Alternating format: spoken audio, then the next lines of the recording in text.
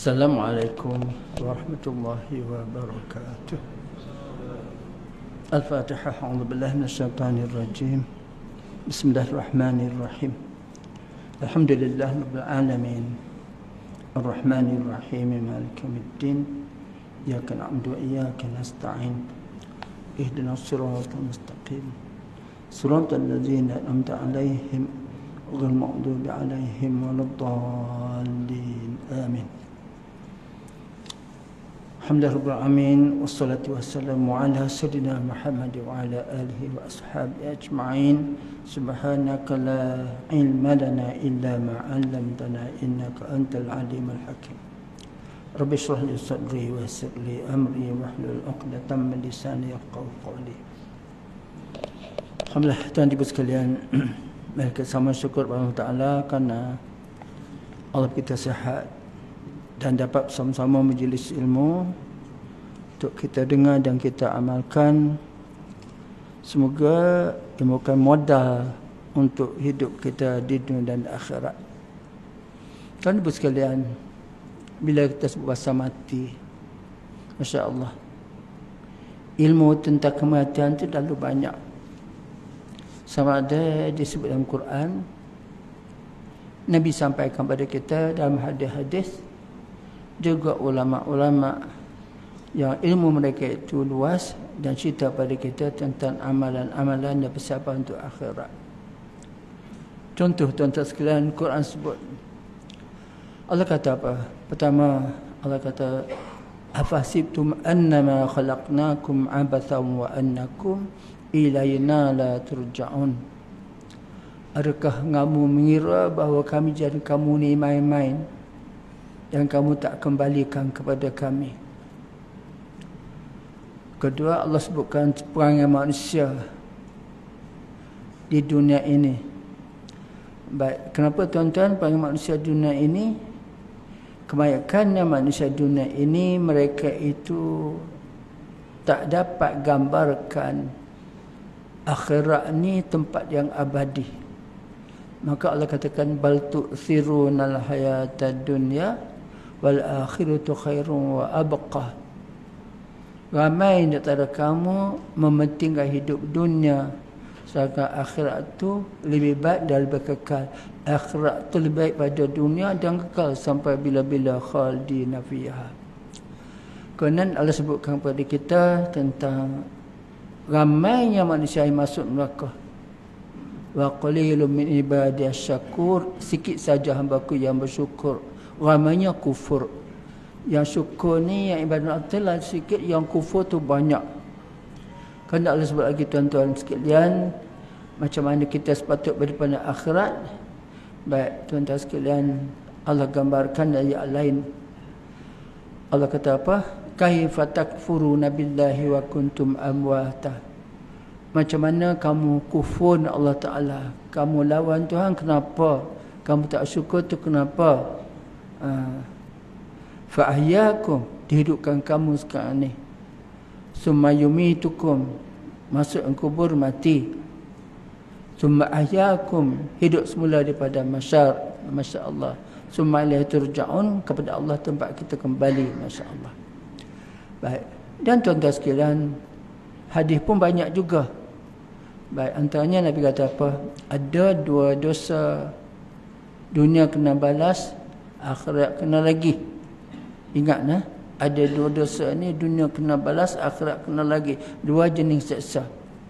Pertama, zalim orang, dan kedua, durhaka pada ibu dan ayah. Baik, kemudian tuan-tuan, kita kena sediakan modal untuk akhirat. Tidak bergerak tapak kaki anak Adam sehingga Allah tanya mereka 4 perkara. Umur muda dia habiskan ke mana? Sihat badan dia buat apa dulu, Masya Allah? Ketiga, belajar ilmu, amal ke tidak? Keempat apa? Keempat ialah harta. Masya Allah, harta dari mana dapat, ke mana dibelanjakan. Lagi Nabi sebut, bila kita meninggal dunia, bila mati anak Adam, amalan kita putus. Habis dah, tak ada apa-apa. Kecuali 3 perkara ni, kejar sungguh-sungguh. Pertama, sedekah jariah. Kedua, ilmu yang dimanfaatkan kepada orang lain. Ajar orang ilmu apa pun tak apalah. Dan kita mati, orang amal ilmu kita tu, kita dalam kubur dapat pahala berterusan. Ketiga, anak soleh mendoakan. Anak soleh mendoakan. Kan Nabi sebut amalan pertama akhirat besok ialah amalan pertama yang Allah kira apa benda? Semayang 5 waktu. Amalan pertama Allah kira semayang 5 waktu. Kau tak semayang, dia akan masuk neraka sakar. Kau semayang tak sempurna, Allah akan tengok semayang sunat yang kita buat. Semayang qabliyah dan ba'diyah. Yang ni kena pandai cara modal untuk akhirat.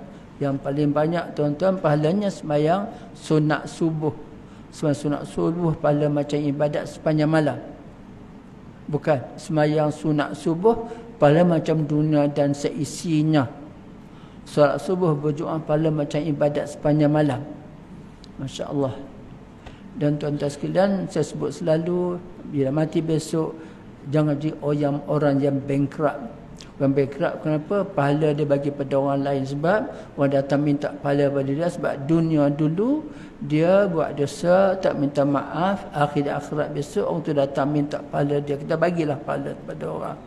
Sehingga bila pahala kita habis, maka kita tangguh dosa orang tu semua dan kita masuk ke dosa orang lain. Masya Allah. Dan tuan-tuan sekalian, banyak lagi ayat Quran dan hadis Nabi SAW dan juga ulama-ulama sebut tentang hari akhirat. Termasuk juga yang kata Imam Ghazali, yang paling dekat mati, yang paling jauh waktu yang telah berlalu. Baik, yang paling tajam lidah, yang paling susah tunaikan amanah, yang paling senang tinggal sembahyang. Masya Allah. Baik, semua tu Tuhan bergambar kepada kita. Banyaknya persoalan mati yang kita kena ambil tahu, beramal, tinggalkan yang dosa, buat pahala dan sebagainya. Baik, kita sambung malam ni alam kubur dan persoalannya. Tuan-tuan sekalian, kubur ini satu tempat transit persinggahan sementara sampai bila? Sampai kiamat. Tetapi walaupun begitu, kubur ini merupakan tempat yang banyak persoalannya. Kadang-kadang dihimpitkan oleh kubur. Dunia sebelum sampai akhir dah dihimpit oleh kubur dah. Dan saya sebut tuan-tuan, macam mana Nabi SAW, Nabi berjalan atas kubur dengan sahabat-sahabat. Unta Nabi tak berjalan. Unta Nabi tak berjalan. Sahabat ya Rasulullah, kenapa unta tak berjalan Rasulullah? Rasulullah kata, unta tu dengar orang dalam kubur kena pukul oleh malaikat kanan dan kiri. Yang seorang tu tak cermat tentang air kencing dia, tak cermat jaga air kencing. Masya Allah. Kedua, tak jaga lidah. Lidah tu selalu mengata, mengumpat mata orang. Jadi Nabi ambil lah. Pertama Nabi pacak atas kubur tu. Nabi kata selagi lepas taman hijau hidup, selagi itulah orang dalam kubur tu diringankan dosanya. Masya Allah. Dan tuan-tuan sekalian, sebab itu nak sebutkan, walaupun kubur tu dia tengok nasib lah. Ada orang dah lama beratus-ratus tahun dalam kubur, janji beratus-ratus tahun jugalah dia kena seksa. Baik, ada orang tu masuk dalam kubur sekejap, besok kiamat dibangkitkan pada mahsyar. Itu tuan-tuan sekalian, nak sebutkan supaya kita ini berhati-hati tentang amalan kita. Kita bimbang dalam kubur kena seksa dah, akhirat kena lagi. Baik, jadi nak sebutkan amalan-amalan untuk dapat lapang kubur, baca setiap malam sebelum tidur surah Tabarakalladzi 30 ayat, baca setiap kali sebelum tidur. Tak banyak, 30 ayat aja, 5 minit pun tak sampai. Baik, amalkan begitu. Baik, jangan kita menganggap kematian sebagai suatu pengakhiran. Ini orang tak ada ilmu, mati-matilah. Mati-mati lah, tak ada apa lagi. Baik tuan-tuan, kita ni, kita baiknya kita sebab ada akhirat. Baiknya kita sebab ada akhirat.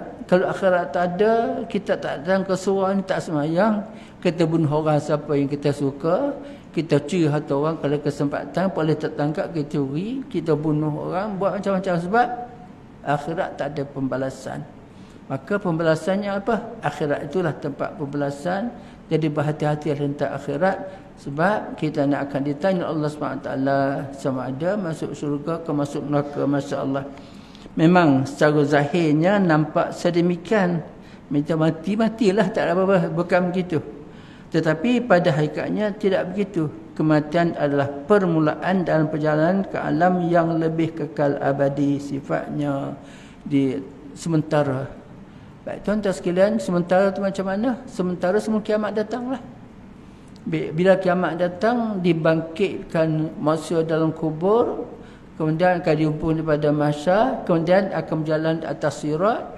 Kalau nasib baik terus sampai ke hujung sana, kalau nasib tak baik jatuh dalam neraka. Baik, ini alam akhirat. Alam akhirat kita wajib percaya, sebab antara rukun iman ya percaya pada akhirat. Quran sebut zalikal kitabul la raiba fihi hudan lil muttaqin. Ini kitab yang tak ada keraguan di dalamnya. Hudan lil muttaqin, petunjuk bagi orang bertakwa. Siapa bertakwa tu? Allazina yu'minuna bil ghaib, mereka yang percaya pada alam ghaib. Alam kubur, neraka, syurga, azab, semua tu alam ghaib. Wa qimunas solah, jika sembahyang ketiga, wa mimma razaqnahum yunfiqun, rezeki kami bagi mereka dermakan, sedekah-sedekahkan, infakkan. Jadi orang beriman ini, orang takwa ini, tuan-tuan, dia sembahyang, percaya pada ghaib, dan rezeki yang Allah bagi dia sedekah-sedekahkan. Masya-Allah. Baik. Jadi kematian adalah permulaan dalam perjalanan ke alam yang lebih kekal abadi sifatnya. Baik, kekal Allah kata apa?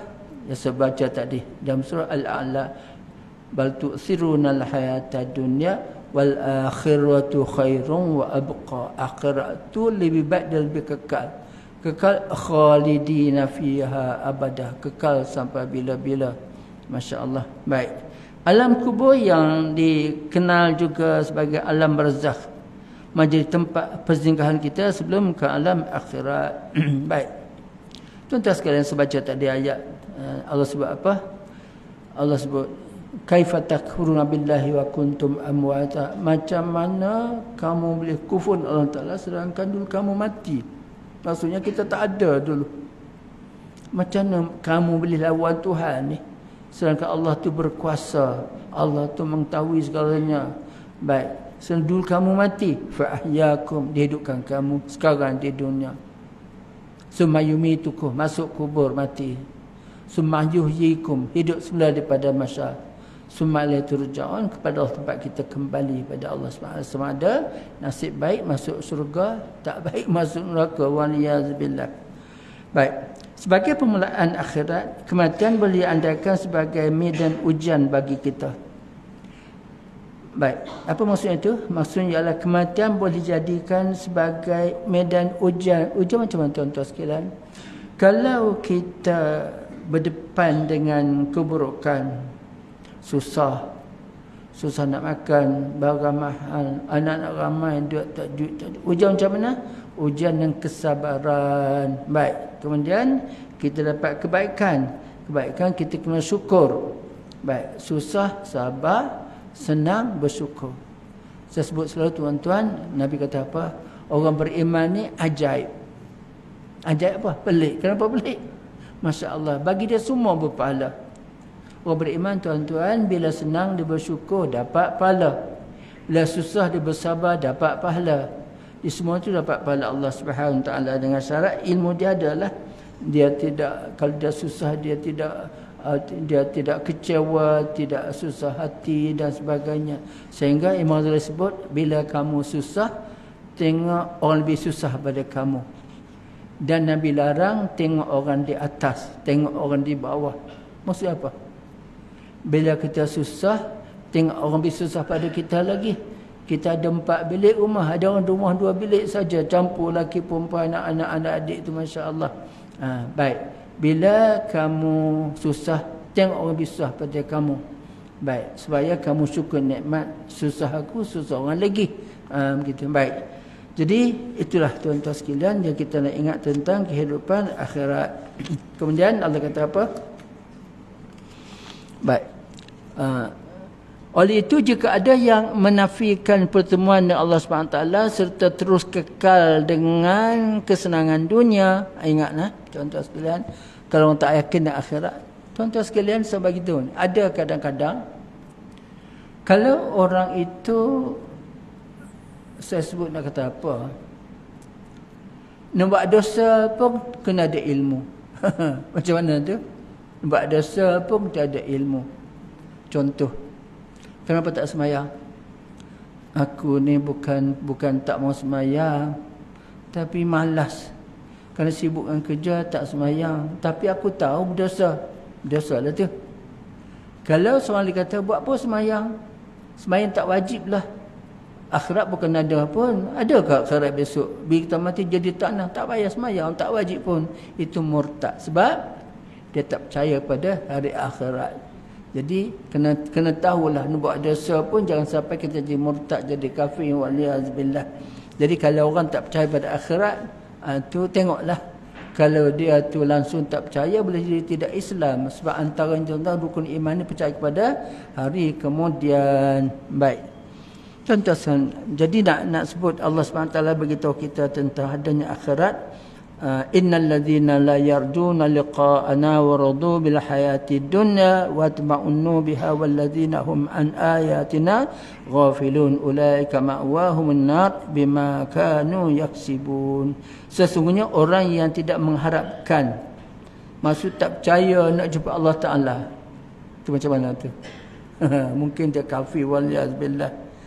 Baik, tidak percaya tentang peluang untuk jumpa Allah Ta'ala dan berasa puas dengan kehidupan di dunia, serta berasa tenteram dengan kehidupan itu, dan orang yang melalaikan ayat-ayat kami, mereka itu tempatnya adalah neraka disebabkan apa yang mereka kerjakan.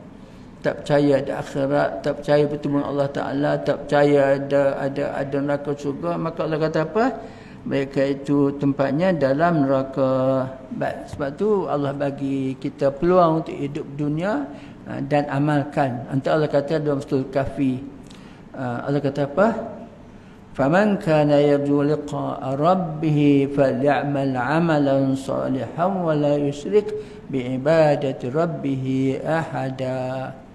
Siapa yang berharap untuk jumpa dengan Tuhannya, dia kena beramal soleh dan jangan dia syirik sesuatu dalam menyembah Allah Subhanahu wa ta'ala. Kena beriman dan beramal soleh. Masya-Allah. Baik. Tuan-tuan sekalian, sesungguhnya syurga dan neraka adalah dua tempat yang akan menempatkan kita di akhirat kelak berdasarkan kepada timbangan amalan kita. Tuan-tuan, satu di antara adilnya Allah SWT, kita buat baik, ada buat jahat, dia ditimbang dan kita boleh tengok di akhirat besok. Antara Allah kata apa? Di akhirat besok Allah beritahu kita tentang benda-benda begini. Macam mana tu? Quran sebut dalam surah Yasin, inna nahnu nuhyil mauta wa naktubu ma qaddamu wa atharuhum. Kami hidupkan orang mati dan kami catatkan amalan-amalan mereka dunia dulu. Tu. Maksud bekas-bekas yang mereka tinggalkan. Bekas, tuan-tuan ingat, bekas sama ada yang baik atau yang jahat.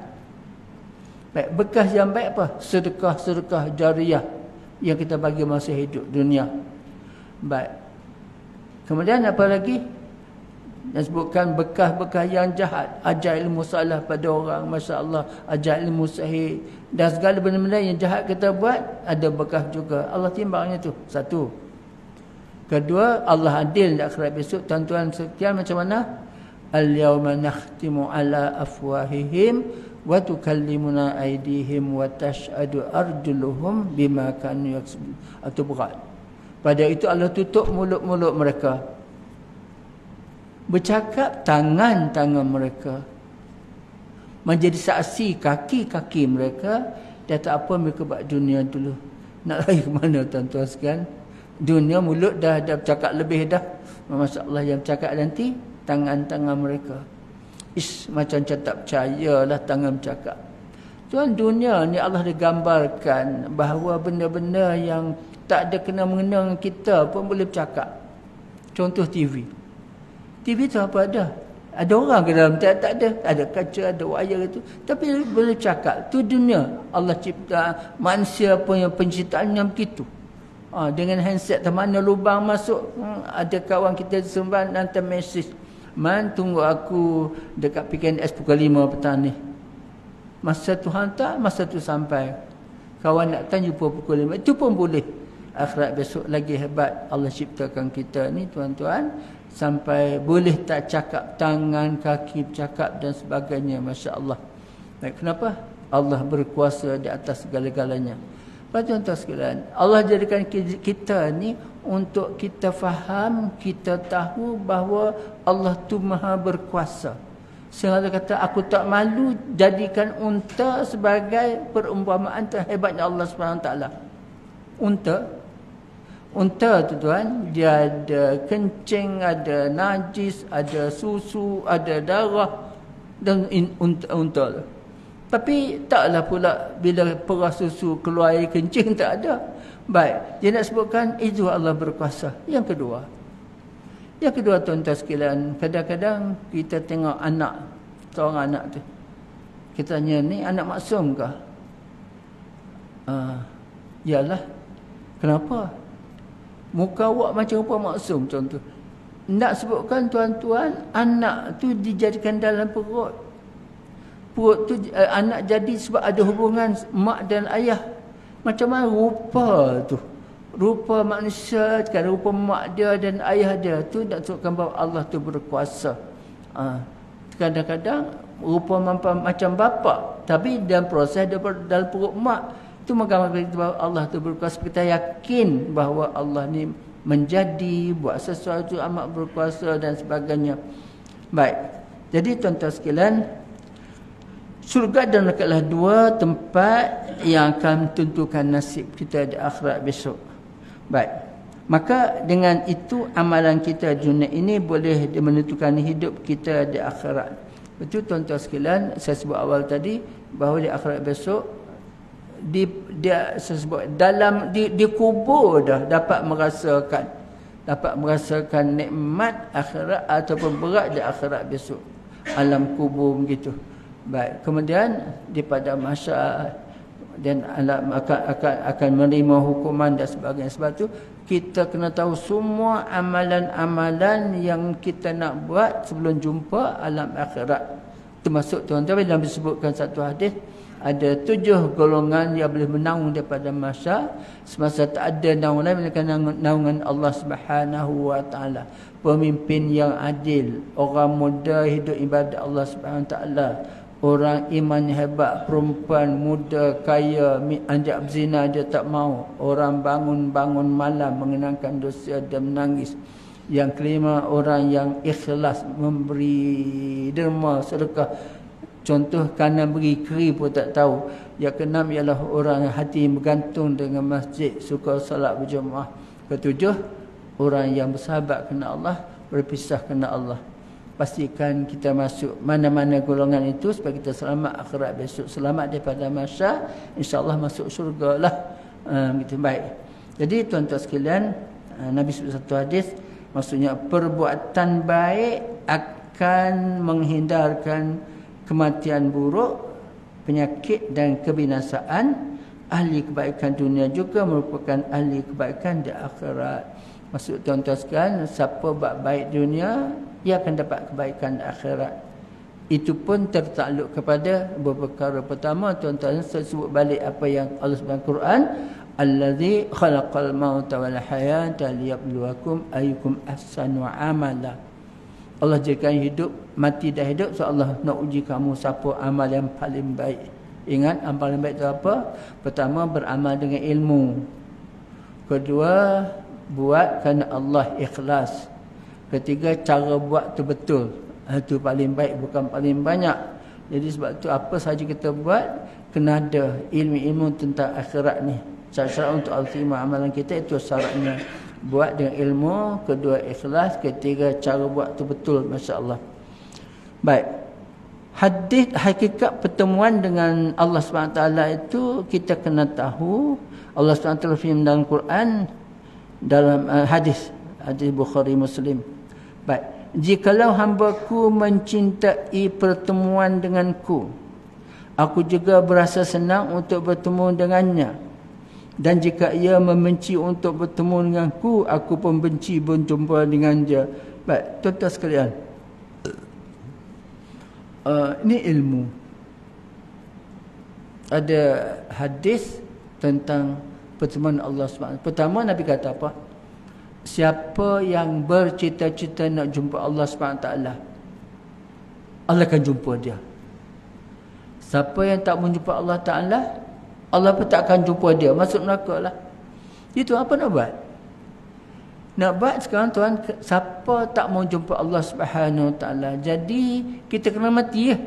Baik, tuan-tuan nak beritahu ni, kalau kita takut mati, seolah kita tak mau jumpa Allah Subhanahu Wa Ta'ala. Tapi ada orang tak mau mati. Kenapa? Macam-macam tak cukup amal dia. Maka walaupun begitu, dia nak jumpa Allah Ta'ala. Di tuan-tuan, sebab itulah kita kena bersedia dengan amalan nak jumpa Allah SWT, sebab Allah nak jumpa kita. Satu. Dua, saya sebut hadis Rasulullah. Nabi kata apa? Setiap orang akan masuk syurga kecuali mereka yang tak mahu. Semua masuk syurga illa man aba, kecuali mereka yang tak mahu syurga. Pelik kan? Ada orang tak mahu syurga. Rasulullah ada tak mahu Rasulullah. Ada. Siapa Rasulullah yang tak masuk syurga ni? Orang tak ikut ajaran aku. Baik. Jadi tuan-tuan sekalian, kita kena ada cita-cita nak jumpa Allah SWT. Keduanya, usaha sungguh untuk ikut ajaran Nabi SAW. Sebab siapa tak ikut Nabi, Nabi kata apa? Dia tak mau syurga. Sebab tu tuan-tuan sekalian, berdoalah dengan bahasa yang kita faham. Ya Allah Tuhanku, bagi kesempatan untuk jumpa denganmu di akhirat besok. Baik, kemudian ya Allah Tuhanku, jadikan aku hamba-Mu selalu ikut ajaran Nabi untuk kamu surga-Mu ya Allah, supaya kita bersedia dengan amalan-amalan yang sewajarnya untuk kita masuk surga Allah Subhanahu wa ta'ala. Baik, tuan-tuan sekalian, kita sebaca ni amalan bocor dari kubur. Kenapa bocor? Allah sediakan soalan untuk kita. Man rabbuka, siapa Tuhan kamu? Man nabiyuka, siapa nabi kamu? Ma imamuka, apa ikutan kamu? Man ikhwanuka, siapa saudara kamu? Semua soalan dah ada dah. Kita cuma sediakan jawapan. Jawapan tu apa? Amalan-amalan sepatut kita buat. Masya Allah. Baik.